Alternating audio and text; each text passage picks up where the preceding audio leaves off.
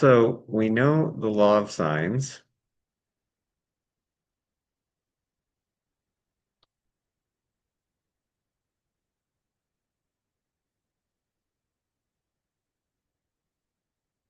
and the law of cosines, and we know that they apply to all triangles, right? Triangles are not.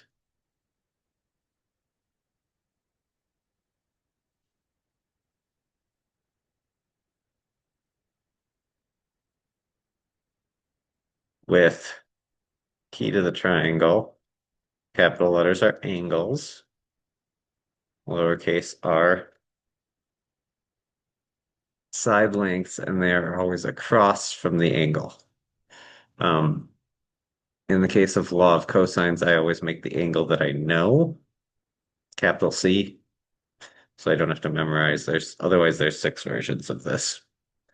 So we're just going to go with that one to keep it simpler. Make the angle you know or the angle you're trying to find, capital C. Okay, so the proof of the law of sines. So in said triangle, this also works with obtuse triangles.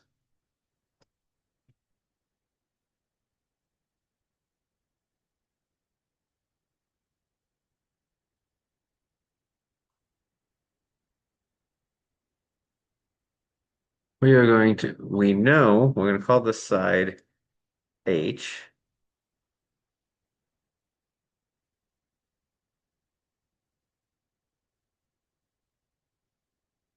We know that the sine of A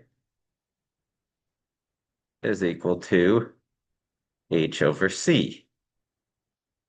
And the sine of C is equal to H over A because opposite over hypotenuse. If I'd make those into two separate right triangles.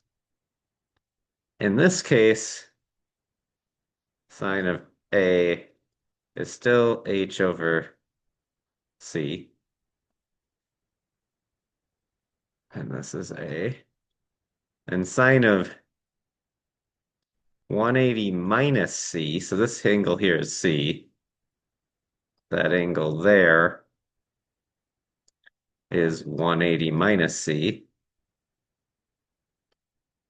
is equal to H over A. We also know that the sine of 180 minus C, this is a trig identity, because they're the same on the unit circle, is equal to the sine of C. And that's, if this is angle C here, this one's 180 minus C, and the sine being the y coordinate on this triangle, the y coordinates are the same, so those are equal. If I go ahead now, so this proof on this side is going to be the same as that side. If I go ahead and solve this, I get A sine C equals H, and here I get C sine A equals H. Well, with two H's that are equal to each other, I can set A sine C equal to C sine A. If I go ahead and divide by C here, C and A, my C's are going to cancel, my A's here are going to cancel, and I get sine C over C equals sine A over A. Hey, look, the law of sines.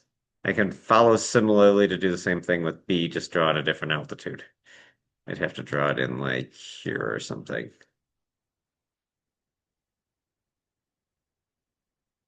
But it's the same process. So I've just proven the law of sines. That was pretty simple. It works for all cases, no matter whether that altitude's inside or not, because of this little property here. Now, to prove the law of cosines.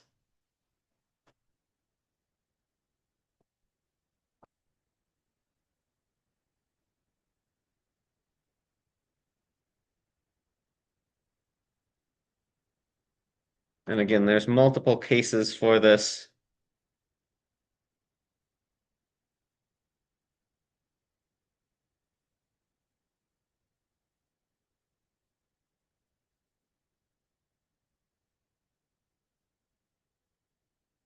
The easy one being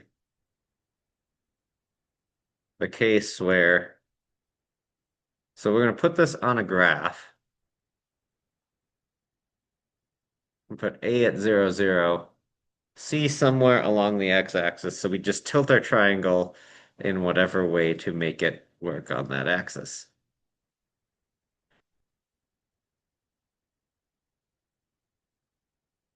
Here, this one is really easy. B, C, C, A. So in this case, A squared equals B squared plus C squared, which works out. Now, if I relabeled my letters, it'd be the same, but it's all about placement, so it doesn't matter.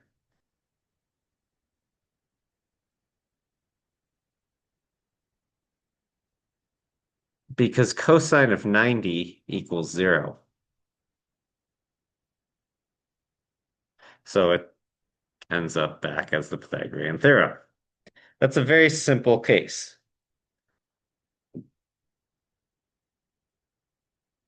We can sketch two more versions of this, the acute version and the obtuse version.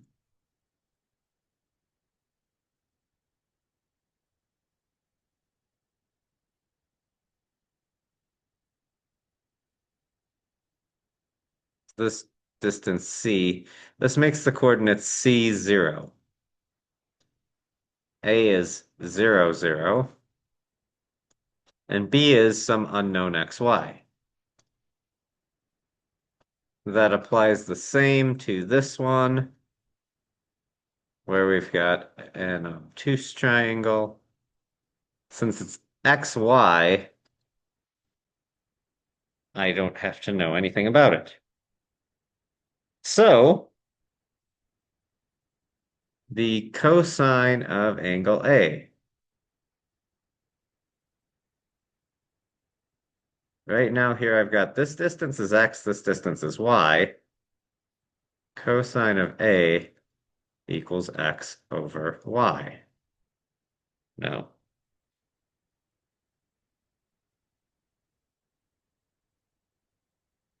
No. I labeled these wrong.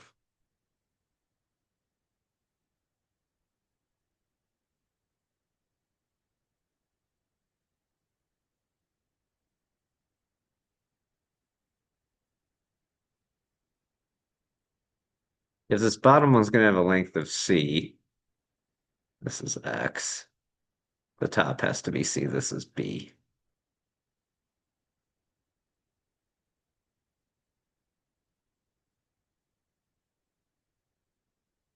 That's point c, this is b. So, that makes this b. The cosine is x over b.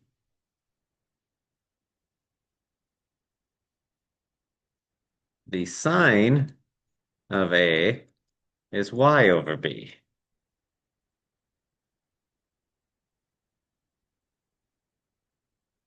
And when I solve these, I get b cosine A equals x. And I get b sine A equals y.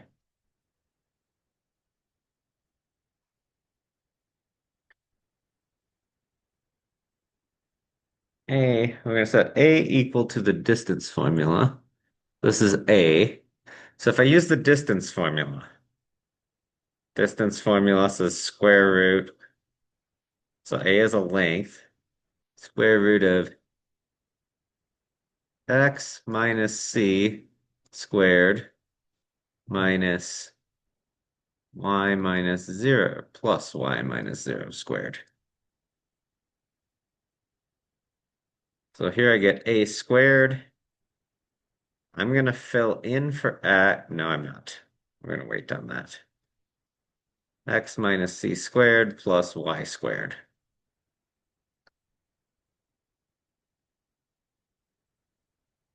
I could switch the letters on this, so replace all my A's and swap my A's and C's.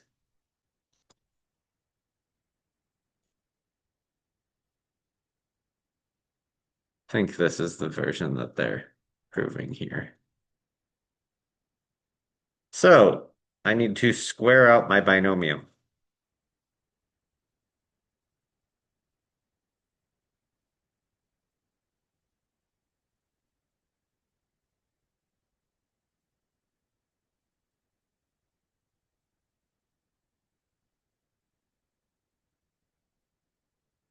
Okay. And in goes,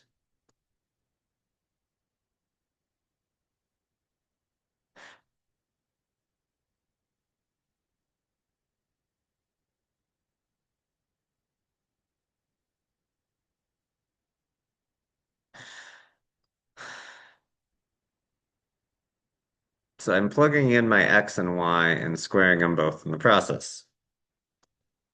Now I'm going to rearrange my two B squared terms to the beginning.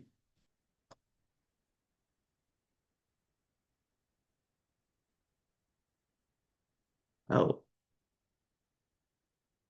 I missed a C squared when I squared this out.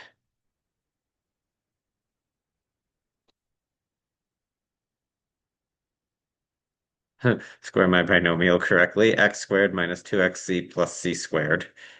And then I have the plus y squared on the end. So now when I rearrange,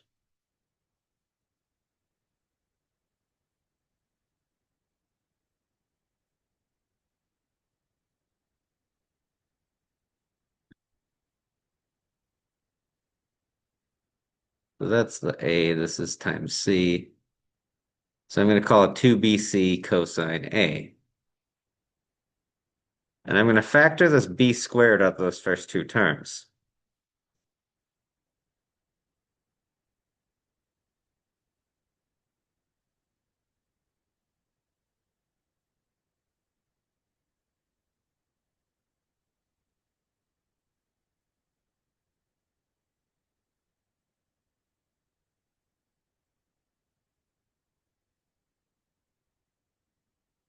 And we have this lovely trig identity here. Cosine squared plus sine squared equals 1. 1 times b squared is simply b squared.